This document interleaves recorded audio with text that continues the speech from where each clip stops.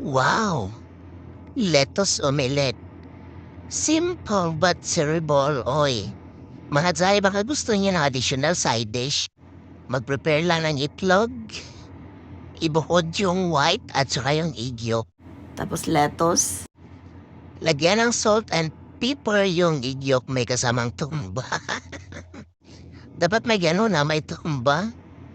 Tapos pepper, pwedeng grind, pwedeng ground. Salt and pepper sa both sa white egg at saka sa egg yolk. So, halo-haloin lang ng konti. Huwag yung masyadong scrambled siya.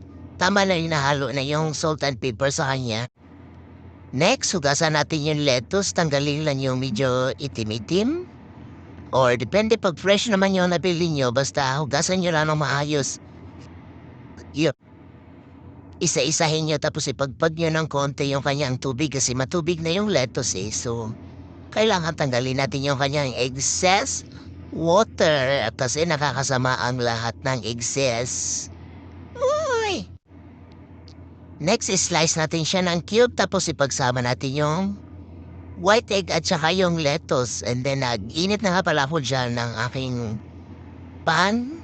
Konting mantika lang basta mabasa lang niya yung yung tibuok na fan. Lola niyo man, bugok man minsan sa Tagalog. So ayan, wag niyong antayin na masyadong mainit yung kawali kasi hindi niya na ma-form yung mag-hard na agad siya. So, dapat yung lang, yung tama lang. Pag nalagyan na niyo ng mantika at ramdam niyo na mainit na, ilagay niyo na agad yung egg. So, ganyan lang. Iro-roll mo lang yung white, first layer yon, yung white egg at saka yung lettuce.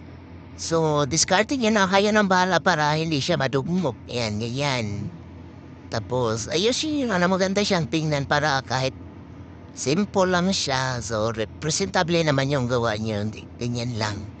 At iba, madali lang. Wow, tapos na yung ating lettuce omelette. So, yan na siya. Kayo na bahala kung paano siya pagandahin. Tapos, slice nyo lang ng mga bite slice. Yan, ganyan. Diskarte niya na yan kung paano niyo siya pagandahin. And then, paano niyo siya ilagay doon sa inyong plating para mas masarap or maganda siya tingnan kahit ganyan lang kasimple yung dish niyo. So that's it, Joran. Diba ang sarap? Thank you for watching. Bye-bye.